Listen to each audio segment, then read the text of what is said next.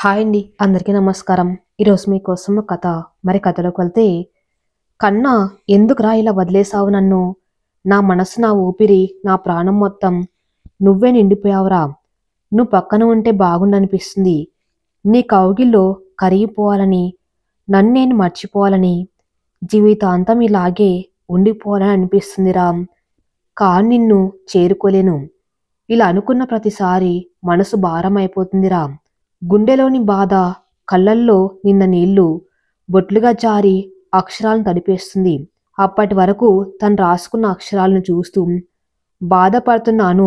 పక్కన తన 2 ఏళ్ల కూతురు అక్షిత ఏడుపుకి తేరుకొని డైరీ మూసి పక్కన పెట్టి కళ్ళు తుడుచుకొని తన కూతుర్ని ఎత్తుకొని లాలించి జోకొడుతూ నిద్రపుచ్చింది. అను పడుకొని తన మీద పాపను పడుకోబెట్టుకొని జోకొడుతూ ఆలోచనలోకి వెళ్ళింది. ఏ అను, నీకంటూ కుటుంబం లేకపోతే నువ్వు దేనికి పనికిరావు. ఏమన్నావు? మా వల్ల నీ జీవితం నాశనమైందా? మేం నీ జీవితం నాశనం చేశామా? ఇన్ని రోజులు నిన్ను కంటికి రెప్పలా చూసుకున్నందుకు బాగానే బుద్ధి చెప్పావు. చాలమ్మా, ఇక నీతో మాటలు పడే ఓపిక లేదు మాకు. ఇక నుంచి నీకు నచ్చినట్టుగా ఊరేగు. మేమెవ్వరం అడ్డు చెప్పము అంటూ అను వాళ్ళమ్మ లక్ష్మి గారు చీర కొంగుని నోటికడ్డం పెట్టుకుని ఏడుస్తున్నారు. నువ్వెందుకమ్మా ఏడుస్తున్నావు? నిన్ను అన్నందుకు అది ఏడవాలి. ఒక ఆడపిల్లకి కుటుంబం తోడు లేకపోతే బయట సమాజంలో ఎలా ఉంటుందో దీనికి తెలిస్తే అప్పుడు నిన్ను ఇన్ని మాటలు ఎందుకన్నానా అని బాధపడాలి అని అనువైపు తిరిగి, ఇక నుంచి నీకు మాకు సంబంధం లేదు. ఏం చేసుకుంటావో, ఎలా బతుకుతావో నీ ఇష్టం. మేమెవరం నీ దారికి అడ్డురాము. నాకు చెల్లెలే పుట్టలేదనుకుంటాను. ఇంకోసారి నీ మొహం కూడా చూపించకు అంటూ ఒక చెయ్యి తల్లి చుట్టూ వేసి ఓదారుస్తూ ఇంకో చేతిని గుమ్మం వైపు వెళ్ళిపోమ్మన్నట్టుగా పెట్టాడు అనుకి అన్నయ్య సంతోషం. అను ఏడుస్తూ తన తండ్రి వైపు చూడగా తన్ని చూసి మొహం తిప్పేశాడు అనుకి నాన్న వెంకటేశ్వరరావు గారు. అందరినీ ఒకసారి చూసి కళ్ళల్లో నీళ్లతో తన 4 నెలల కూతుర్ని ఎత్తుకుని కట్టుబట్టలతో గడప దాటింది. గడప దాటిన ఆఖరి నిమిషం వరకు కూడా ఎవరైనా ఆపుతారేమో, వెళ్ళొద్దు మాతోనే ఉండిపోదు అని అంటారేమో అని కొండంత ఆశతో ఎదురు చూసింది. కానీ తను గడప దాటిన మరో క్షణమే సంతోష్ వచ్చి తలుపుని వేసేయటంతో తాను ఈ ఇంట్లో ఉండటం కూడా ఎవరికి ఇష్టం లేదు అని అర్థమైపోయింది. కనీసం కన్నీళ్లను కూడా తుడుచుకోకుండా ఇంటి బయట నిలబడి ఇంటిని చూస్తూ తనకి ఆ ఇంటికి ఉన్న ఎన్నో జ్ఞాపకాలు ఇకపైన ఉండవు, కనీసం ఆ ఇంటితో సంబంధం కూడా ఉండదు అని బాధపడుతూ ఒక నిర్ణయానికి వచ్చింది. నీ వీళ్ళకి అవసరం లేదంటే నాకు కూడా వీళ్ళు అవసరం లేదు అని అనుకొని పాపనెత్తుకొని బయటికి వచ్చేసింది. పాప కదిలినట్టు అవ్వగానే ఆలోచనలోంచి బయటకు వచ్చి పాపం జోగొడుతూ టైం చూసింది. గడియారం ఉదయం 5 గంటలు చూపిస్తుంది. పాపని మంచంపై జాగ్రత్తగా పడుకోబెట్టి ఫ్రెష్ అవ్వడానికి వెళ్ళింది. స్నానం చేసి బయటకు వచ్చి అద్దం ముందు నించొని చిన్న నల్లని స్టిక్కర్ పెట్టుకుని రూమ్ బయటకు వచ్చి ఇంటిని క్లీన్ చేసి కిచెన్లోకి వెళ్ళి ప్రసాదం ప్రిపేర్ చేసి దేవునికి ప్రసాదం పెట్టి మనస్ఫూర్తిగా దేవునికి నమస్కరించుకొని కిచెన్లోకి వెళ్ళి టిఫిన్ ప్రిపేర్ చేసే పనిలో పడింది.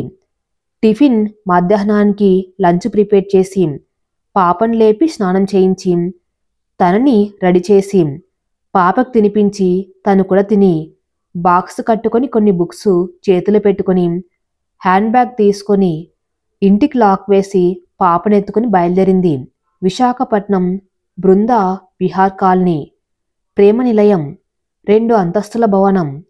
ఇంటి ఎంట్రెన్స్లో అందమైన రాధాకృష్ణుల పాలరాతి విగ్రహం, చుట్టూ పూల మొక్కలు. ఇంటికి ఒకవైపు పై అంతస్తుకు చేరుకునే మెట్లు, ఇంకోవైపు బైక్ పార్కింగ్. ఇంటి లోపల అందమైన ఇంటీరియర్తో 2 బెడ్రూమ్స్, ఒక కిచెన్, ప్రశాంతమైన పూజ గది, డైనింగ్ ఏరియా, మధ్యలో పెద్ద హాల్తో చాలా అందంగా ఉంది. పై అంతస్తులో సింగిల్ బెడ్రూమ్ విత్ కిచెన్, చిన్న పూజ గది, మీడియం సైజ్ హాలు. ఇంటి ఎదురుగా అందమైన పూల మొక్కలు. మధ్యలో కూర్చోటానికి వీలుగా 2 కుర్చీలతో చుట్టూ ఓపెన్ ప్లేస్తో ప్రశాంతమైన వాతావరణంతో అందంగా ఉంటుంది. ఏరా సుబ్బు, ఎలా ఉన్నావు? చాలా రోజులైంది నిన్ను చూసి అని పాల ప్యాకెట్ కోసం బయటికి వచ్చిన శ్రీనివాసరావు గారు తన ఎదురుగా పక్క ఇంటి వైపు చూస్తున్న వ్యక్తిని ఆనందంగా పలకరిస్తూ గేట్ తీసుకుని బయటకు వచ్చారు. రే శ్రీను, నేను బాగున్నాను, నువ్వెలా ఉన్నావు? ప్రేమ ఎలా ఉంది అంటూ ఆప్యాయంగా కౌగిలించుకున్నారు సుబ్బు. సుబ్రహ్మణ్యం గారు, మేం బాగున్నాంరా, అసలు ఒక ఫోన్ కూడా చేయటం లేదేంట్రా? ఇన్ని రోజులు ఎక్కడ ఉన్నారు అని చేతులు పట్టుకుని అడిగారు శ్రీనివాస్ గారు. నీకు తెలిసిందే కదరా, మాది లవ్ మ్యారేజ్, పైగా ఇంటర్ క్యాస్ట్, తను ముస్లిం, నేను హిందూ. సో మా ఇద్దరి ఫ్యామిలీస్ ఒప్పుకోలేదు. దగ్గర ఉన్న వాళ్ళని కలవలేకపోతున్నందుకు ముస్కాన్ చాలా డిప్రెస్ అయింది. పైగా నాకు టీచింగ్ పోస్టింగ్ వచ్చింది హైదరాబాద్లో. అందుకే ఇక్కడి నుంచి దూరంగా వెళ్తానన్నా తను కొంచెం మారుతుందేమోనని వెళ్ళిపోయాము. ఈ బిజీ లైఫ్ వల్ల నీతో మాట్లాడడానికి కుదరలేదురా అని కొంచెం బాధగా అన్నారు సుబ్బుగారు. పోనీలేరా, మీరు బాగున్నారు కదా, అదే చాలు. అవును, ఇంతకీ ఏం పని మీద వచ్చావు ఇటువైపు అని మాట మారుస్తూ అడిగారు శ్రీనివాస్ గారు. అదా, నేను రిటైర్ అయిపోయాను. అక్కడ మాకు ఎవ్వరూ లేరు. ఉన్న ఒక్క కొడుకేమో ఇక్కడ ఉండడు. ఇంట్లో మేమిద్దరం మాత్రమే ఉంటున్నాము. సిటీ లైఫ్ నీకు తెలిసిందే కదా, ఎవరింట్లో వాళ్ళు ఉంటారు.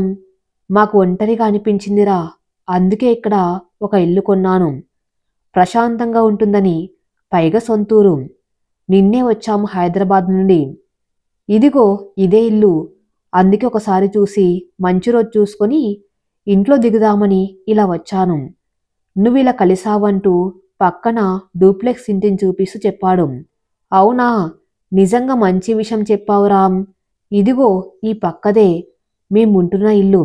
అయితే ఇక నుంచి మనం కలిసే ఉంటున్నామన్నమాట. నాకు చాలా సంతోషంగా ఉందిరా సుబ్బు, మళ్ళీ మనం ఇలా కలిసినందుకు అంటూ. అయ్యో, నిన్ను నిలబెట్టే మాట్లాడుతున్నాను, పద ఇంట్లోకి వెళ్ళి మాట్లాడుకుందామని అంటూ ఇంటి లోపలికి వస్తూ ఉండగా అప్పుడే పాపని ఎత్తుకొని కిందికి వస్తున్న అను కనిపించింది. గుడ్ మార్నింగ్ అమ్మా, ఏమ్మా స్కూల్కేనా అంటూ నవ్వుతూ పలకరించాడు. వెరీ గుడ్ మార్నింగ్ బాబాయ్ గారు. అవునండి, స్కూల్కి వెళ్తున్నాను. టిఫిన్ చేస్తారా బాబాయ్ గారు అని నవ్వుతూ అడిగిందాను. లేదమ్మా, నా పాత స్నేహితుడు కలిస్తే మాట్లాడుతున్నా అంటూ సుబ్బుగారిని పరిచయం చేస్తాడు. నమస్కారం అండి అంటూ సుబ్బుగారిని నవ్వుతూ పలకరించింది అను. నిండైన చీరకట్టుతో, చూడగానే ఆకట్టుకునే రూపంతో, స్వచ్ఛమైన చిరునవ్వుతో అనును చూడగానే సుబ్బుగారికి చాలా సంతోషంగా అనిపించింది. ఏదో దగ్గరి బంధంలా అనిపించింది. అను పలకరించిన తీరుకి తిరిగి బదులుగా నమస్కారం అని నవ్వుతూ అన్నాడు. సరే బాబాయ్ గారు, స్కూల్కి టైం అయింది, నేను వస్తాను అంటూ సుబ్బుగారి వైపు చూసి నవ్వి అక్కడి నుంచి బయటకు వచ్చి అక్కడ ఉన్న రాధాకృష్ణుల విగ్రహానికి నమస్కారం చేసుకుని వెళ్ళిపోయింది. అన్ను వెళ్లే వరకు తన్నే చూస్తున్న సుబ్బుగారు శ్రీనుగారి పిలుపుకి తేరుకొని వస్తున్నా అంటూ ఇంటి లోపలికి వెళ్ళిపోయారు. అను వెళ్లే వరకు తన్నే చూస్తున్న సుబ్బుగారు శ్రీనుగారి పిలుపుకు తేరుకొని వస్తున్నా అంటూ ఇంటి లోపలికి వెళ్ళిపోయారు. ప్రేమ, ఎవరొచ్చారో చూడు అంటూ కిచెన్లో టిఫిన్ ప్రిపేర్ చేస్తున్న తన భార్యని పిలిచాడు శ్రీనుగారు. అబ్బా, పొద్దున్న ఏంటి మీ అరుపులు, ఎవరొచ్చారు అంటూ బయటికి వస్తూ సుబ్బుగారిని చూసి అక్కడే ఆగిపోయారు ప్రేమగారు. చెల్లమ్మ, బాగున్నావా అంటూ నవ్వుతూ అడిగిన సుబ్బుగారి మాటలకు తేరుకొని, అన్నయ్య బాగున్నాను, మీరెలా ఉన్నారు? వదిన ఎలా ఉంది? రండి రండి కూర్చోండి, ఇన్ని రోజులకు గుర్తు వచ్చామా అంటూ సంతోషంతో అడిగారు. అందరం బాగున్నామమ్మా. అలా ఏం లేదు చెల్లమ్మ, ఈ బిజీ లైఫ్లో కుదరలేదు అంతే, కానీ మిమ్మల్ని మర్చిపోలేదు అని కూర్చులో కూర్చుంటూ అన్నారు. సర్లే, అవన్నీ వదిలేసి వాడికి నాకి కాఫీ తీసుకొనిరా అంటూ ప్రేమగారికి చెప్పారు శ్రీనుగారు. రే శ్రీను, ఇందాక నీతో మాట్లాడింది కదా, ఎవర్రా అమ్మాయి అంటూ సుబ్బుగారు అడిగారు.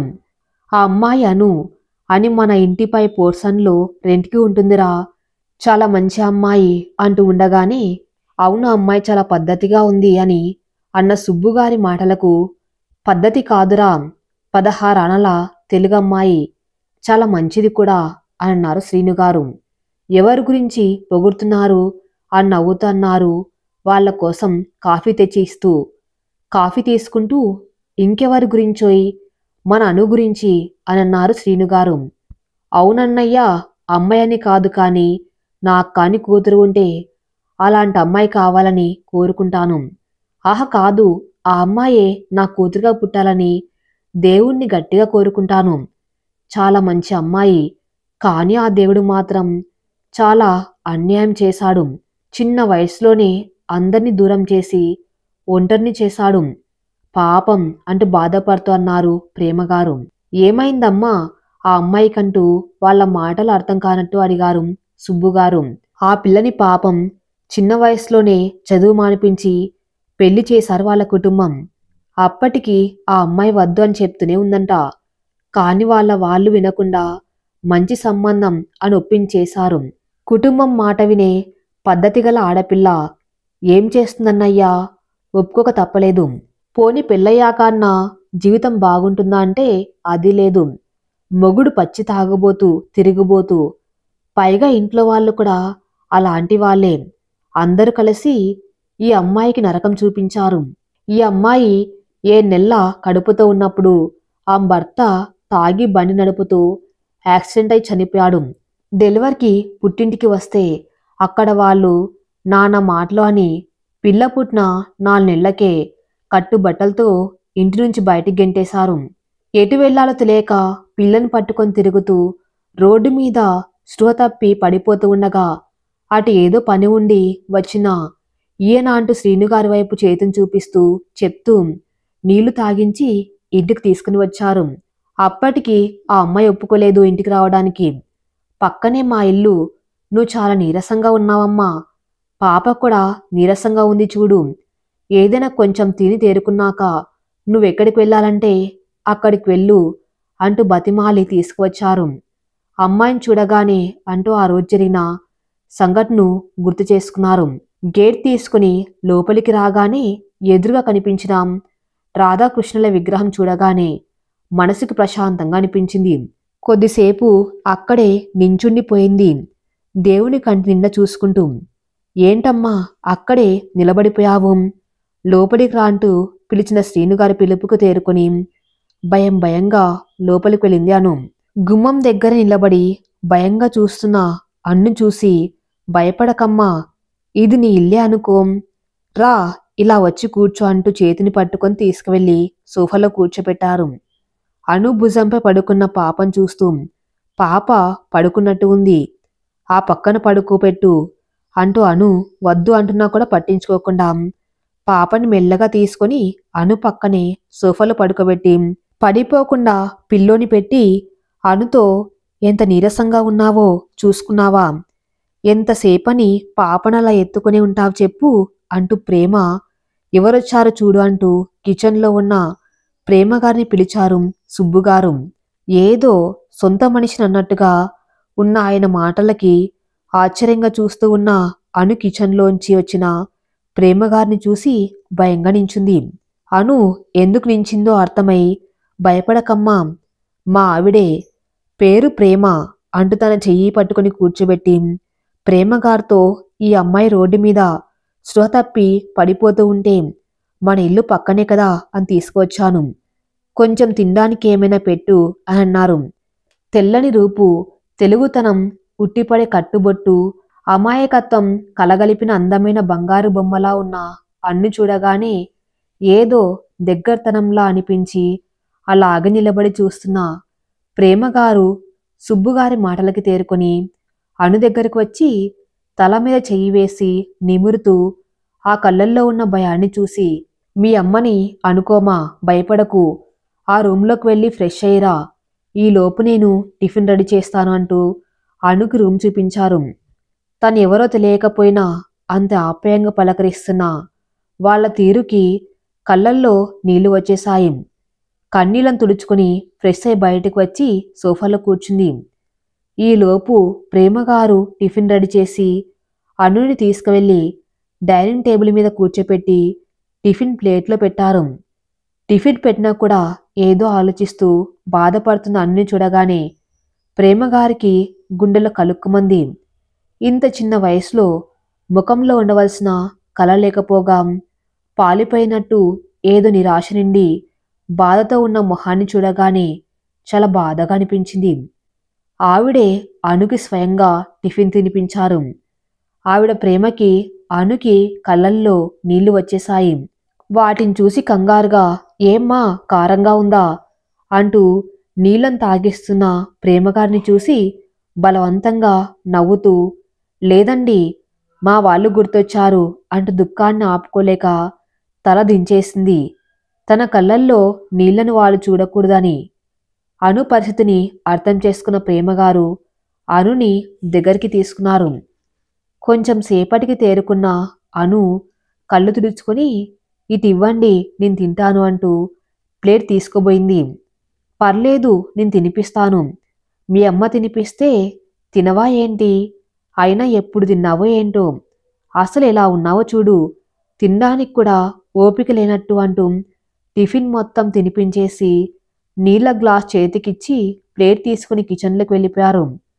కొంచెం సేపటికి పాపం చూస్తూ కూర్చున్న అను చేతిని పట్టుకొని పక్కన కూర్చొని అనుని చూస్తూ నా కూతురులాంటి దానివని అనుకొని అడుగుతున్నాను. నీకు చెప్పాలనిపిస్తే చెప్పు. బలవంతం ఏమీ లేదు అన్నారు ప్రేమగారు. అయ్యో అలా ఏం లేదండి. నా కడుపు నిండా తిండి పెట్టి నన్ను సొంత కూతురులా చూసుకున్నారు. ఇంత సహాయం చేశారు. ఏమడగాలనుకున్నారో అడగండి. అలా అనుమతి అడగకండి అని మొహాన్ని చిన్నబుచ్చుకుంటూ అంది అను. ప్రేమగారు ఎవరితో అయినా ఇట్టే కలిసిపోయే స్వభావం ఉన్నవారు. అను మనసులో ఉన్న బాధ ఏంటో కూడా తెలుసుకుంటారు అని ధైర్యంతో అక్కడ జరిగేది చూస్తూ వాళ్ళకెదురుగా కూర్చున్నారు శ్రీనుగారు. అను అన్న మాటకి చిన్నగా నవ్వుతూ తన చేతిలో ఉన్న అను చేతిని మృదువుగా నిమురుతూ ఇంత చిన్న వయసులో నీకంత కష్టం ఏం వచ్చింది తల్లి? ఎందుకు నీ మొహంలో నవ్వనేది లేదు? ఎందుకంత బాధగా ఉన్నావు? మన కష్టం ఎవరితోనైనా పంచుకుంటే తగ్గుతుందంటారు కదా. నేను మీ అమ్మలాంటి దాన్ని అనుకొని నీ బాధేంటో చెప్పు తల్లి. నీకు మనసులో ఉన్న భారం తగ్గుతుంది అన్నారు ప్రేమగారు. ఆవిడ ఇచ్చిన ధైర్యంతోనో లేక భారాన్ని దించుకోవాలి అనుకొని తెలియదు కానీ తన గురించి చెప్పాలి ఆ నిర్ణయించుకుని వాళ్ళిద్దరినీ చూసి తన పెళ్లి ఎలా జరిగింది, పెళ్లి తర్వాత జీవితం ఎలా ఉంది, వాళ్ళ కుటుంబ ప్రవర్తన ఇక్కడికి వచ్చే వరకు జరిగింది మొత్తం చెప్పింది. అను చెప్పినంతసేపు ప్రేమగారికి కళ్ళల్లో నీళ్లు ఆగకుండా వచ్చేస్తున్నాయి. శ్రీనుగారికి చెప్పలేనంత బాధగా అనిపించింది. కొంచెం సేపటికి ప్రేమగారు తేరుకొని అనువైపు చూస్తూ అయితే నువ్వు ఒంటరిగా బతకాలనుకున్నావా అని అడిగారు. దానికను నాకు నా కూతురు తప్ప ఎవ్వరు లేరండి. తన కోసమైనా నేను బతకాలి అని పాప చేతిని నిమురుతూ కన్నీళ్లు పెట్టుకుంది. ఒక్క నిమిషం ఆలోచించి శ్రీనుగారి వైపు చూసి తర్వాత అనుతో నా కూతురు కావాలని చాలా కోరికగా ఉండేది. కానీ ఆ భగవంతుడు ఇవ్వలేదు. ఇద్దరు కొడుకులు ఉన్నా కూడా కూతురు లేని లోటు అలాగే ఉండిపోయింది మాకు. మా పిల్లలిద్దరూ అమెరికాలో ఉంటారు. ఎప్పుడో పండక్కో పున్నానికో వస్తారు. నాకు ఆయనకు నేను తోడు. నువ్వేమనుకోకపోతే మాతో పాటు ఉండిపోమ్మా మా కూతుర్లానే అన్నారు. అప్పటి వరకు ప్రేమగారు చెప్పింది అర్థం కాకుండా చూసినాను. ఆవిడన్న మాటకి ఎలా స్పందించాలో అర్థం కాకుండా ఉండిపోయింది. శ్రీనుగారు ప్రేమగారు చెప్పిన మాటలకి మెచ్చుకోలుగా చూశారు. సమాధానం చెప్పకుండా అలాగే చూస్తున్నా అనుని కదిపి ఏంటమ్మా అలా చూస్తున్నావని అడిగిన ప్రేమగారికి కళ్ళల్లో నీళ్లతో మీ రుణం ఎలా తీర్చుకోవాలో తెలియట్లేదండి. మీరు నాకింతవరకు చేసిన సహాయమే చాలా ఎక్కువ. పైగా మీరు నన్ను కూతురులా ఇక్కడే మీతో పాటు ఉండిపోమ్మని అంటున్నారు. ఈ జన్మలో మీ రుణం తీర్చుకోలేను అంటూ చేతులు జోడించి నమస్కారం చేసింది అను. నన్ను క్షమించండి. మీరింతవరకు చేసిన సహాయానికి కృతజ్ఞతలు. కానీ ఇక్కడే ఉండి నేను నా కూతురు మీకు భారంగా మారాలి అనుకోవట్లేదు. దయచేసి బలవంతం చేయకండి అంతలని దించేస్తూ అంది. ఇక అను ఏం చెప్పినా వినదు అని. సరే అయితే మా ఇంట్లో ఒక గది ఖాళీగా ఉంది, నువ్వందులో రెంట్కి ఉంటూ ఏదైనా ఉద్యోగం చూసుకో. అప్పుడు నువ్వు ఎవరిపైన ఆధారపడినట్టు కాదు కదా. ఉద్యోగం దొరికే వరకు నువ్వు ఆ రూమ్లో ఉండు. ఉద్యోగం దొరికాక నాకు నెలకు రెంట్ ఇవ్వు, సరేనా అని అన్నారు. ఆవిడ మాటలకు అను ప్రేమగారిని చూస్తూ మిమ్మల్ని ఒకటి అడగవచ్చా అని అడిగింది. నువ్వేం కావాలన్నా ధైర్యంగా అడగవచ్చు, ఏంటో అడుగుమా అన్నారు ప్రేమగారు. అది నేనెవరో మీకు తెలియదు, మరి నన్ను ఇంతలా నమ్మి మీతో పాటు నేనుండడానికి ఇంతలా బతిమలాడుతున్నారు ఎందుకంట అడిగింది. ఆ మాటకు ప్రేమగారు, నిన్ను చూస్తే నా కూతుర్లా అనిపిస్తున్నావు తల్లి, పైగా ఒంటరి ఆడపిల్లవి, సమాజంలో ఒంటరిగా బతకడం కష్టం, నేను నా దగ్గరే పెట్టుకొని ఇలా అయినా నీకు మేం కొంచెం సహాయంగా ఉందామని నా ఆశ, అంతే, ఇంకేం లేదు. పైగా మాకు కూడా ఒక తోడు ఉన్నట్టు ఉంటుంది అని నవ్వుతూ అన్నారు. దానికి కృతజ్ఞతగా ఆవిడ వైపు ప్రేమగా చూసింది అను. పిచ్చి పిల్ల అంటూ బుగ్గనిమిరి, సరే కొంచెం సేపు ఆ రూమ్లో రెస్ట్ తీసుకువెళ్ళి అని అనుని రూమ్లోకి పంపించారు ప్రేమగారు. అను పాపనెత్తుకుని ప్రేమగారు చూపించిన రూమ్లోకి వెళ్ళి బెడ్పై పాపను పడుకోబెట్టి పక్కన పిల్లో అడ్జస్ట్ చేసి ఇంకోవైపు తను పడుకొని పాపను జోగొడుతూ తనకి ఈ రకంగా దారి చూపించినందుకు దేవునికి మనస్ఫూర్తిగా దండం పెట్టుకుని నీరసంగా అనిపించి కళ్ళు మూసుకొని నిద్రలోకి జారుకుంది. అను రూమ్లోకి వెళ్ళాక కళ్ళు తుడుచుకుంటున్న ప్రేమగారిని ఓదారుస్తూ, మంచి పని చేశావు ప్రేమ, ఆ అమ్మాయికి ఈ రకంగా అయినా సహాయంగా ఉన్నందుకు నాకు చాలా సంతోషంగా ఉంది అని అన్నారు శ్రీనుగారు. అవునండి, నాకు కూడా. నాకు ఆ అమ్మాయిని చూడగానే చాలా దగ్గర దానిలా అనిపించింది. తన గురించి చెప్తున్నప్పుడు చాలా బాధగా అనిపించింది. ఇలాంటి తల్లిదండ్రులు కూడా ఉంటారా అని.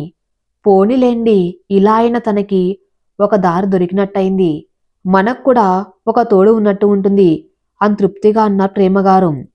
ఇక్కడికి దగ్గరలో ఒక స్కూల్లో టీచర్ పోస్టు ఖాళీగా ఉంది అంటే ఆ పోస్టు ఎలాగైనా ఇప్పించండి అని బతిమలాడితే ఈయన వెళ్ళి ఆ స్కూల్లో మాట్లాడి తనకు ఆ ఉద్యోగం ఇప్పించారు. అప్పటినుంచి ఆ ఉద్యోగం చేస్తూ పై రూమ్లో రెంట్కి ఉంటూ తన కూతుర్ని చూసుకుంటుంది అని జరిగింది చెప్పారు ప్రేమగారు. అప్పటి వరకు బొమ్మలా వింటున్న సుబ్బుగారు శ్రీనుగారి పిలుపుకి తేరుకొని, మంచి పని చేశారు చెల్లమ్మ, ఏంటో దేవుడు మంచి వాళ్ళకే ఎక్కువ కష్టాలు పెడతాడు, పోనిలే ఈ రకంగా అయినా తనకు తోడు దొరికింది అని అన్నారు. అవునరా, సరే కానీ నిన్నే హైదరాబాద్ నుంచి వచ్చామన్నావు కదా, మరెక్కడ ఉంటున్నారు అని అడిగారు శ్రీనుగారు. ఇక్కడే హోటల్లో ఉంటున్నాము, ఇంటిని ఒకసారి చూసి తర్వాత మంచి రోజు చూసుకుని ఇంట్లోకి వచ్చేద్దాం అని అనుకొని ఇలా వచ్చాను. మీ చెల్లేమో హోటల్లో ఉంది అన్నారు సుబ్బుగారు. అవునా, అయితే నువ్వు అర్జెంటుగా చెల్లిని తీసుకుని ఇక్కడికి వచ్చేయి, మంచి రోజు అడిగించి ఇంట్లో పాలు పొంగిద్దురు గాని అని అంటూ ఉండగా ప్రేమగారు, అవునన్నయ్య, వదిన తీసుకుని ఇక్కడికి వచ్చేయి, వదిని చూసి కూడా చాలా రోజులైంది, ఇలా కలిసినట్టుగా ఉంటుంది అని అన్నారు. సరేనమ్మా అని సుబ్బుగారు అంటూ ఉండగా, అవునన్నయ్యా, మీకెంతమంది పిల్లలు అని అడిగారు ప్రేమగారు. మాకు ఒక కొడుకేనమ్మా, వాడు బెంగళూరులో ఉంటాడు, వాడి గురించి ఏం చెప్పను, వాడి వల్ల మేము ఇలా ఉన్నామంటూ నిట్టూరుస్తూ అన్నారు సుబ్బుగారు. అదేంటన్నయ్యా అలా అంటావు, అసలేం జరిగింది, అబ్బాయి మీతో ఎందుకు ఉండట్లేదు అని సుబ్బుగారు చెప్పింది అర్థమవ్వక అడిగారు ప్రేమగారు. మాకు పుట్టిన ఒకగానొక కొడుకువాడు హైదరాబాదులో 10th వరకు బాగానే చదువుకున్నాడు, ఇంటర్ కాలేజీలో జాయిన్ అయ్యాడు. తర్వాత ఏమైందో తెలియదు కానీ ఫస్ట్ ఇయర్ ఎండింగ్లో ఒకరోజు నా దగ్గరకు వచ్చి, నేను ఈ కాలేజీలో చదవను అని అన్నాడు. అదేంట్రా అంటే, నాకు ఇష్టం లేదు, నేను మాత్రం ఇక్కడ చదవను, ఎక్కడికైనా దూరంగా వెళ్ళి చదువుకుంటాను, మీకు ఇష్టం లేకపోతే చెప్పండి, ఇంట్లోంచి వెళ్ళిపోతాను అని బెదిరించాడు. ఉన్న ఒగ్గానొక కొడుకును దూరం చేసుకుని మేమేం చేయాలి అని వాడు చెప్పిన దానికి ఒప్పుకొని బెంగళూరులో నాకు తెలిసిన ఫ్రెండ్ ఉంటే వాడితో మాట్లాడి కాలేజ్లో అడ్మిషన్ తీసుకుని అక్కడికి దగ్గరలోని హాస్టల్లో జాయిన్ చేశాము. డిగ్రీ అయ్యే వరకు కూడా అప్పుడప్పుడు సెలవులకు ఇంటికి వచ్చేవాడు. మనం ఏదైనా అంటేనే సమాధానం చెప్పేవాడు, లేకపోతే అసలు మాట్లాడేవాడు కూడా కాదు. అప్పటి వరకు అందరు నవ్వుతూ నవ్విస్తూ ఉండే మనిషి ఒక్కసారిగా చాలా సైలెంట్ అయిపోయాడు. మీ వదిన పేరుకి ముస్లిం అయినా పూజలు పునస్కారాలు అంటూ ఏ దేవుణ్ణి వదలట్లేదు. చదువు అయిపోయి సొంతంగా కంపెనీ స్టార్ట్ చేశాడు. అప్పట్నుంచి ఇక ఇంటికి రావటం మానేశాడు. ఎందుకని అడిగితే బిజీ అది ఇదని చెప్పి నోరు ముయించేవాడు. తల్లిదండ్రులం కదా, కన్న బిడ్డను చూడకుండా ఉండలేము కదా. వీడి కోసం మేమే నెలకొకసారి బెంగళూరుకు వెళ్ళి చూసి వస్తున్నాము. ఎక్కడే పెళ్లికి వెళ్ళినా మీ అబ్బాయి పెళ్ళెప్పుడు అని అడుగుతున్నారు. వీడి పెళ్లి మాట ఎత్తే చాలు మండిపడుతున్నాడు. ఎందుకని గట్టిగా అడిగినందుకు నాతో మాట్లాడడం కూడా తగ్గించేశాడు. వాళ్ళ అమ్మతోనే 2 రోజులకొకసారి ఫోన్ చేసి మాట్లాడతాడు. వీడి వల్ల మీ వదిన బాధపడుతుంది. దాన్ని చూసి నేను ఎంత డబ్బు ఉన్నా ప్రశాంతత లేకపోతే ఎందుకు పనికిరాదు. అందుకే సొంత ఊర్లో ఉంటేనన్నా కొంచెం ప్రశాంతంగా ఉంటుంది అని ఇలా వచ్చాము అని బాధపడుతూ అన్నారు సుబ్బుగారు. భరోసాగా సుబ్బుగారి భుజంపై చెయ్యి వేసి, బాధపడకురా, అన్నీ మన మంచిగా అనుకోవాలి, పరిస్థితులు అన్ని చక్కబడతాయి, నువ్వు టెన్షన్ పడకు, నిదానంగా ఉండు అని శ్రీనుగారు ధైర్యం చెప్తూ ఉండగా దానికి వంత పాడుతూ, అవునన్నయ్యా, మీరేం టెన్షన్ పడకండి, అన్ని వాటంతటవే జరుగుతాయి. అబ్బాయి పెళ్లి కొప్పుకుంటాడు. వాళ్ళ పిల్లల్ని మీరు ఎత్తుకొని ఆడిస్తారు. చూస్తూ ఉండండి అంటూ వాతావరణాన్ని చల్లబరిచారు ప్రేమగారు. అంతకంటే ఇంకేం కావాలమ్మా? పిల్లలు సంతోషంగా ఉంటే మనకంతకంటే ప్రశాంతత ఎక్కడుంటుంది అని సుబ్బుగారు అంటూ ఉండగా, అవునరా సుబ్బు, పిల్లల సంతోషమే మన సంతోషం. వాళ్ళు బాధపడితే వాళ్ళని చూసి మనం బాధపడాలి అని అన్నారు శ్రీనుగారు. ఇలా మాటలతోనే కడుపు నింపేసుకుంటారా, లేక తినేదేమైనా ఉందా? ఎప్పుడు తిన్నారో ఏంటో, రండి అన్నయ్య టిఫిన్ చేదురుగాని అంటూ ఉండగా, రారా సుబ్బు టిఫిన్ చేద్దాం అని ముగ్గురు కలిసి టిఫిన్ తినడానికి వెళ్లారు. ఎక్కడ ఉన్నావు బంగారం, ఎలా ఉన్నావు? నేను బాగున్నాను కదా, నువ్వు బాగానే ఉండి ఉంటావులే. ఎందుకంటే నువ్వు లేని రోజు నీకంటే ముందే నేనుండను. చాలా గుర్తొస్తున్నావు మా, నీతో ఉండాలని ఉంది. నిన్ను నా గుండెలపై పడుకోబెట్టుకుని చాలా కబుర్లు చెప్పాలని ఉంది మా. నీకు నేను గుర్తు ఉన్నానా? ఒక్కసారైనా నేను నీతో ఉండాలి, నీతో మాట్లాడాలి అని అనిపించలేదా? నేను ప్రాణం కంటే ఎక్కువ ప్రేమిస్తున్నాను కదా, మరి ఒక్కసారి కూడా నా ప్రేమ నీ మనసుని తాకలేదా?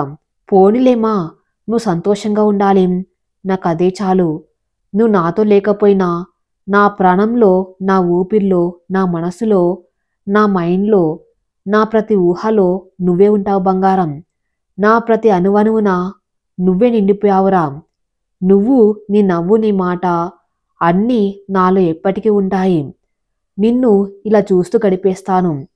బాధ ఎక్కువై కళ్ళల్లో నీళ్లు వచ్చేస్తూ ఉంటే వాటిని ఆపటానికి విశ్వ ప్రయత్నం చేస్తూ, ఇక గెలవలేను అంటూ కన్నీళ్లు చెంపలపైనుంచి జారి తన చేతిలో ఉన్న మువ్వల పట్టిపై పడి మరో మువ్వలా మారాయి. ఆ మువ్వల పట్టీలు తన ప్రియసఖి జ్ఞాపకం. తనకి పట్టీలు ఇష్టమని తెలిసి వాటిని ఇచ్చి, నేను నిన్ను ప్రేమిస్తున్నాను అని ప్రపోజ్ చేద్దామని చాలా ఆశపడ్డాడు. కానీ అది కలగానే మిగిలిపోయాయి. తనకు దగ్గర కానంత దూరం అయిపోయింది తన ప్రేమ. అప్పట్నుంచి తన ప్రాణాన్ని ఆ జ్ఞాపకంలో ఊహించుకుంటూ తన బాధని, ప్రేమని దాంతో చెప్పుకుంటూ గడిపేస్తున్నాడు. కొంచెం సేపటికి తేరుకొని ఆ పట్టీలను ముద్దు పెట్టుకుని వాటిని జాగ్రత్తగా ఒక బాక్సులో పెట్టి టేబుల్ కింద డ్రాలో పెట్టేసి స్నానానికి వెళ్ళిపోయాడు. బెంగళూరు ప్రశాంతమైన వాతావరణం. ఒకరితో ఒకరికి సంబంధం లేనట్టు ఇండివిజువల్ ఇల్లులు, ఆర్కే మాన్షన్, ఇంటి బయట లోపల అందమైన ఇంటీరియర్, లగ్జరీ ఫర్నిచర్, ఇంటి బయట గార్డెన్, అన్ని రకాల అందమైన పూల మొక్కలతో చూడ్డానికి చాలా అందంగా ఉన్న 2 అంతస్తుల ఇంట్లో గ్రౌండ్ ఫ్లోర్లో పూజ గది, కిచెన్ హాల్, 2 బెడ్రూమ్స్ ఉండగా ఫస్ట్ ఫ్లోర్లో 3 బెడ్రూమ్స్, ఒక ఆఫీస్ రూమ్, ఒక స్టడీ రూమ్, స్టోర్ రూమ్తో పాటు ఒక పెద్ద హాల్. మిగిలిన 2 ఫ్లోర్స్ మొత్తం టెర్రస్లో ఒకవైపు నైట్ టైం అక్కడ కూర్చోటానికి వీలుగా పెద్ద ఊయల, ఇంకోవైపు చిన్న పెంట్ హౌస్, చుట్టూ చిన్న చిన్న పూల మొక్కలతో చాలా అందంగా ఉంది. స్నానం చేసి రెడీ ఫోన్ తీసుకుని ఫోన్ వాల్ పేపర్ పైన అందంగా నవ్వుతూ ఉన్న తన ప్రియురాలి ఫోటోని కళ్ళల్లో నింపుకుంటూ చిన్నగా ముద్దు పెట్టుకొని ఫోన్ పాకెట్లో పెట్టుకుని ల్యాప్టాప్ బ్యాగ్లో అన్ని తీసుకుని కిందికి వెళ్ళాడు. బయటికి వెళ్ళబోతూ ఉండగా ఆ ఇంట్లో పనిచేసే ఆవిడ టిఫిన్ చెయ్యరా కృష్ణబాబు అని పిలిచినందుకు ఆగి లేదు రంగమ్మ, టైం అవుతుంది వెళ్ళాలి అంటూ చేతుకున్న వాచ్ చూసుకుంటూ చెప్పి బయటకు వెళ్ళిపోయాడు. అప్పటి వరకు అతని కోసం ఎదురు చూస్తున్న అతని పిఏ వినయ్ కృష్ణ రాగానే వినయంగా విచ్చేసి కార్ డోర్ ఓపెన్ చేయగానే కృష్ణ కూర్చున్న తర్వాత అతను ఫ్రంట్లో కూర్చుని డ్రైవర్కి కార్ స్టార్ట్ చేయమని చెప్పి వెనక్కి తిరిగి ఆ రోజు మీటింగ్స్ అన్నిటినీ అప్డేట్ చెప్తున్నాడు. ఇలా మాట్లాడుతూ ఉండగానే ఆఫీస్ చేరుకున్నారు. RK industries. ఏ స్వప్న, ఏంటే అలా చూస్తున్నావు అని అడిగింది. షీలా ఫోన్లో ఉన్న బాస్ ఫోటోలు చూస్తున్నా. తన బెస్ట్ ఫ్రెండ్ కమ్ టీమ్ లీడర్ని. మళ్ళీ తనే. అయినా నువ్వెంతసేపు చూసినా, ఎన్ని సంవత్సరాలు వెయిట్ చేసినా బాస్ నీకు ఓకే చెప్పారు కానిలే. సార్ వచ్చే టైం అయింది. ముందే మన సారు వర్క్ విషయంలో చెండ శాసనుడు. మనల్ని కాని ఇలా చూస్తే ఇంకేం లేదు. చూసించాలు కాని లేచి వర్క్ స్టార్ట్ చేయి అను స్వప్నం చూస్తూ తన సీట్లో కూర్చుంటూ అంది. అరే ఉండవే, ఎప్పుడు వర్క్ వర్క్ అంటూ గోలా. కొద్దిసేపైనా నా బేబీని చూసుకొనివ్వు. అయినా ఏముంటాడే నా బేబీ, అమ్మాయిలా కళ్ళ రాకుమారుల్లా. ఆ హైట్, ఆ కలర్, అబ్బా ఏముంటాడే బాబు, మ్యాన్లీగా. కానీ నవ్వితే ఇంకా బాగుంటాడు. కానీ మొహం ఎప్పుడు సీరియస్గా అని పెట్టుకుని ఉంటాడు. పర్లేదులే, ఇలా కూడా బాగుంటాడనుకో. ఎలా ఉన్నా బాగుంటాడు నా బేబీ. ఉమ్మా అంటూ ఫోటోలు చూస్తూ వాటికి ముద్దులు పెడుతూ ఉండగా, దీని పిచ్చి తగలయ్యా, అసలు నీ పేరు కూడా సరిగ్గా గుర్తు ఉండి ఉండదు మన బాస్కి. కానీ నువ్వేమో ఆయనతో ఊహల్లో విహరిస్తున్నావు. ఏంటో ఎవరికి పిచ్చి వారికి ఆనందమని షీలా అంటూ ఉండగా సార్ వస్తున్నారని అటెండర్ వచ్చి చెప్పగానే ఎక్కడ వాళ్ళక్కడ సైలెంట్గా వాళ్ళ కంప్యూటర్స్లో తల్లు దూర్చేశారు. తెల్లని రూపు, సిల్కీ హెయిర్, 6.2 ఇంచెస్ హైట్, దానికి తగ్గ వెయిట్తో చూడ్డానికి రాజకుమారుడి దిగివచ్చినట్టుగా నావీ బ్లూ కలర్ సూట్లో మ్యాన్లీగా ఎంప్లాయీస్ విష్ చేస్తూ ఉంటే దానికి బదులుగా తన కళ్ళతోనే సమాధానం చెప్తూ రాయల్గా నడుచుకుంటూ తన ఛాంబర్లోకి వెళ్ళిపోయాడు కృష్ణ. వెనకే అతను పిఏ వినయ్ కూడా. సార్, ఇంకో హాఫ్ అన్ అవర్లో మీటింగ్ స్టార్ట్ అవుతుంది సార్, దానికి సంబంధించిన ఫైలు అంటూ కృష్ణ చేతికి ఫైల్ని ఇస్తూ, సార్ ఈ మీటింగ్ ఓకే అయ్యి ప్రాజెక్ట్ మన కంపెనీకి వస్తే ఇన్ని రోజులు టాప్ 6లో ఉన్న మన కంపెనీ టాప్ 3లోకి వెళ్తుంది సార్. ఆఫ్ కోర్స్ మన కంపెనీనే ఓకే అవుతుందనుకోండి అంటూ చాలా హ్యాపీగా అన్నాడు వినయ్. అతని వైపు చూసి నవ్వుతూ, అందరూ ఎంత కష్టపడితే అంత టాప్లో ఉంటాము. మన కంపెనీ ఇండియాలోనే నెంబర్ 1గా ఉంటుంది. సరే, మీటింగ్ అన్నీ ఓకేనో లేదో చూసి నాకు ఇన్ఫామ్ చేయండి. అప్పటి వరకు నేను ప్రాజెక్ట్ ఇన్ఫర్మేషన్ చెక్ చేస్తూ ఉంటాను అని ఫైల్ని చూస్తూ అన్నాడు కృష్ణ. సరే సార్ అని మీటింగ్ జరిగే ప్లేస్కి వెళ్ళిపోయాడు వినయ్. గంట తర్వాత మీటింగ్ అంతా కంప్లీట్ అయిన తర్వాత, మిస్టర్ షాకేత్ కృష్ణ, మీతో ప్రాజెక్ట్ చేయటం మాకు చాలా హ్యాపీగా ఉంది. అండ్ అనుకున్న టైంలో ప్రాజెక్ట్ కంప్లీట్ చేస్తారని అనుకున్నాము. గుడ్ లక్ అంటూ నిలబడి షేక్ హ్యాండ్ కోసం చేయి చాచగా వాళ్ళకి షేక్ హ్యాండ్ ఇస్తూ, థ్యాంక్ యూ అంటూ ఖచ్చితంగా అనుకున్న టైంకి ప్రాజెక్ట్ మీ చేతిలో ఉంటుంది అని చెప్పి వాళ్ళు వెళ్ళిపోయాక తన క్యాబిన్లోకి వెళ్ళిపోయాడు. అతని వెనకే అతని పిఏ వినయ్ కూడా వచ్చి కంగ్రాచులేషన్ సార్ అని ఆనందంగా చెప్పాడు. హా, అందరికీ వర్క్ ఇన్ టైంలో కంప్లీట్ చేయాలి అని గట్టిగా చెప్పండి. నాకెక్కడా రీమార్క్ రాకూడదు.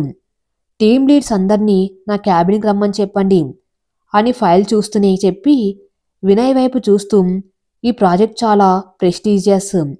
ఎక్కడ చిన్న తేడా వచ్చినా అసలు బేర్ చేయను అని నా మాటగా చెప్పండి అని కమాండింగ్ వాయిస్తో అన్నాడు కృష్ణ. ఎస్ సార్ అని చెప్పి తన క్యాబిన్కి వెళ్ళి అటెండర్తో టీమ్ లీడ్స్ని సార్ క్యాబిన్కి వెళ్ళమని చెప్పి తన వర్క్లో మునిగిపోయాడు. దేని గురించి పిలిచారో తెలియక బాస్ క్యాబిన్లోకి వెళ్ళిన వాళ్ళు అక్కడ కృష్ణ ఇచ్చిన స్ట్రిక్ట్ వార్నింగ్కి మొహాలు వేలాడదీసుకుంటూ బయటికి వచ్చి ఎవరి ప్లేస్లో వాళ్ళు కూర్చొని సిన్సియర్గా వర్క్ చేసుకున్నారు. అందరూ వెళ్ళిపోయిన తర్వాత తన చైర్లో వెనక్కి వాళ్ళు కళ్ళు మూసుకున్నాడు. ఏదో ఆలోచనలో ఉన్న కృష్ణ ఫోన్ మెసేజ్ టోన్కి తేరుకొని ఫోన్ ఆన్ చేయగానే కలువ కళ్ళతో అందంగా నవ్వుతున్న తన చెలి మోము చూడగానే అప్పటి వరకు ఉన్న అన్ని ఆలోచనలు పోయి చాలా ప్రశాంతంగా అనిపించింది. ఎప్పుడు తన మైండ్ డిస్టర్బ్గా ఉన్నా, చిరాగ్గా ఉన్నా కూడా ఒక్కసారిగా తన ప్రేయసిని చూస్తే చాలు అన్ని మాయమైపోయి వాటి ప్లేస్లో ప్రశాంతత వస్తుంది. అది తలుచుకోగానే పెదవులపై చిరునవ్వు వచ్చేసింది. ఆ ఫోటోను చూస్తూ నీ అందమైన నవ్వు చాలు నన్నేను మర్చిపోవడానికి, నీ ఒక్క చూపు చాలు నేను చచ్చి మళ్ళీ పుడ్డానికి, నీ ఊహ చాలు నీ ప్రేమలో నీ మునిగిపోవడానికి అని అనుకుంటూ తన్మయంగా ఫోటోని చిరుముద్దు కానుక ఇచ్చి తన వర్క్లో బిజీ అయిపోయాడు. చిల్డ్రన్ కేర్ సెంటర్లో పాపను వదిలి వస్తూ పాపకి చిన్నగా ముద్దు పెట్టి తను వచ్చే వరకు జాగ్రత్తగా ఉండమని చెప్పి అక్కడ కేర్ టేకర్కి జాగ్రత్త చెప్పి తను టీచర్గా పనిచేస్తున్న స్కూల్కి బయలుదేరింది అను.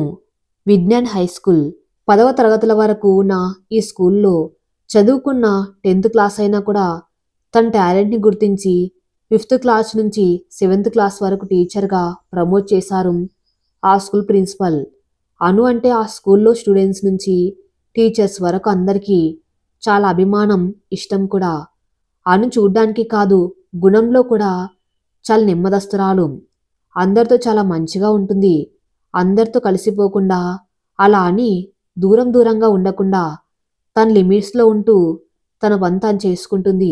స్టూడెంట్స్తో చదువు చెప్పి వెళ్ళిపోయామా అని కాకుండా వాళ్ళు అడిగిన అన్ని డౌట్స్ని సౌమ్యంగా క్లారిఫై చేస్తూ వాళ్ళని కల్చరల్ యాక్టివిటీస్తో ప్రోత్సహిస్తుంది.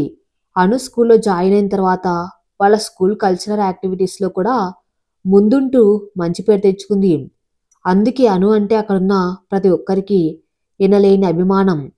అను స్కూల్కి రాగానే అటెండర్ నవ్వుతూ విచ్చేసి మీరు రాగానే మిమ్మల్ని ప్రిన్సిపల్ మేడం గారు రమ్మన్నారమ్మా అని చెప్పాడు. అలాగే బాబాయ్ అని నవ్వుతూ విచ్చేసి ప్రిన్సిపల్ ఉండే రూమ్కి వెళ్ళింది. మైకమిన్ మేడం అని పిలుపుకి చేస్తున్న పని ఆపి ఎస్ కమిన్ అని లోపలికి నవ్వుతూ గుడ్ మార్నింగ్ మేడం అని చెప్తూ వస్తున్న అన్ను చూస్తూ నవ్వుతూ వెరీ గుడ్ మార్నింగ్ అను అని పలకరించింది. రామ్మ కూర్చో అని అన్నారు ప్రిన్సిపల్. థ్యాంక్ యూ మేడం, రమ్మన్నారట అని అను అడగ్గా అవునమ్మా, ఈ ఇయర్ కల్చరల్ యాక్టివిటీస్ కింద క్లాసికల్ డ్యాన్స్ పెడదామని అనుకున్నాను, నువ్వేమంటావు అని అడిగారు. హా, చాలా బాగుంటుంది మేడం, క్లాసికల్ డ్యాన్సు ట్రెడిషనల్గా కూడా ఉంటుంది అని నవ్వుతూ అంటూ ఉండగా మరింకేం పిల్లల్ని సెలెక్ట్ చేసి వాళ్ళకి నేర్పించే పూచి నీది, ఇయర్ మనమే విన్నవ్వాలి అన్నారు. మేడం మీరేమంటున్నారో నాకు అర్థం అవ్వట్లేదు, నేను పిల్లలకి డ్యాన్స్ నేర్పించడం ఏంటి అని అర్థం కానట్టు అడిగింది అను. నీ క్లాసికల్ డ్యాన్స్ వచ్చు అని నాకు తెలుసు, నీ స్టూడెంట్సే వచ్చి నాకు ఈ ఐడియా ఇచ్చారు, నాకు కూడా నచ్చి ఓకే చేశాను, ఇక నేర్పించవలసిన బాధ్యత నీదే అని ఒక్క మాటలో ఖచ్చితంగా చెప్పేశారు.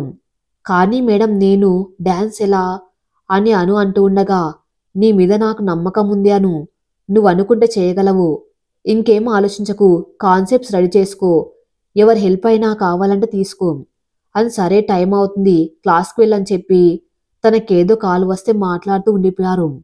అను ఆలోచించుకుంటూ ఓకే మేడం అని చెప్పి తన క్లాస్కి వెళ్ళిపోయింది. అప్పటి వరకు అల్లరి చేస్తున్న స్టూడెంట్స్ అను రాగానే సైలెంట్ అయిపోయి నవ్వుతూ విష్ చేశారు. వాళ్ళకి నవ్వుతూ విష్ చేసి ఈరోజు చెప్పవలసిన వర్క్ చెప్పి అందరికీ కాంపిటీషన్ గురించి చెప్పి ఇంట్రెస్ట్ ఉన్న వాళ్ళ నేమ్స్ రాసుకుని దానికి సంబంధించిన పనిలో పడింది. మరి తర్వాత అను జీవితం ఎలా మారబోతుంది, అను మళ్ళీ పెళ్లి చేసుకుంటుందా, నెక్స్ట్ ఎపిసోడ్లో చూద్దాం. నెక్స్ట్ ఎపిసోడ్ కోసం నా ఛానల్ని ఫాలో అవుతూనండి. Thank you for listening.